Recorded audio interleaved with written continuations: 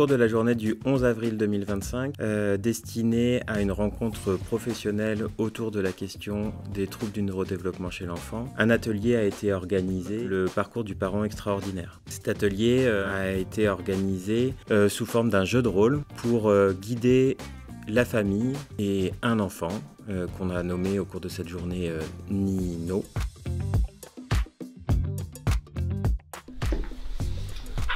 Le référent santé est venu observer l'enfant.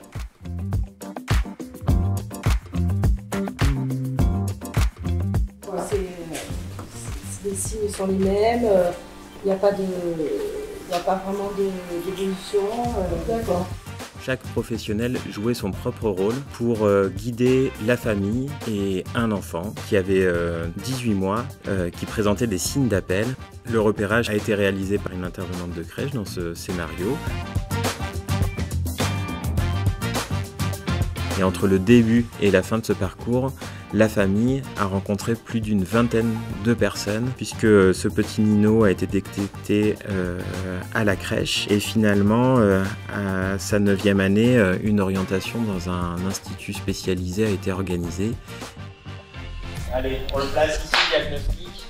L'enfant, on pose quand même un diagnostic d'un trouble du spectre de l'autisme.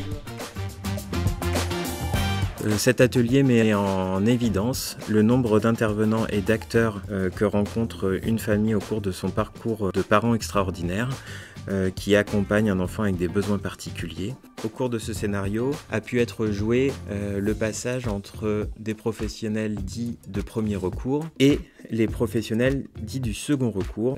Chaque participant a pu réagir grâce à des petites vignettes qui ont eu pour objectif de pointer des pistes d'amélioration pour fluidifier le parcours de soins de l'enfant et le parcours du parent extraordinaire qui doit recevoir énormément d'informations.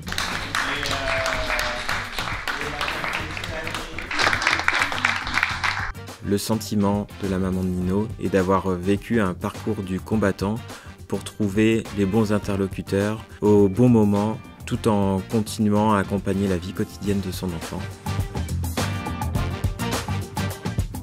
Je trouve que pour le parent, ça fait vraiment quelque chose de violent. Leur de cette journée est donc de faciliter, fluidifier le parcours des familles pour qu'elles puissent être pleinement disponibles pour leur enfant et pour leur vie quotidienne.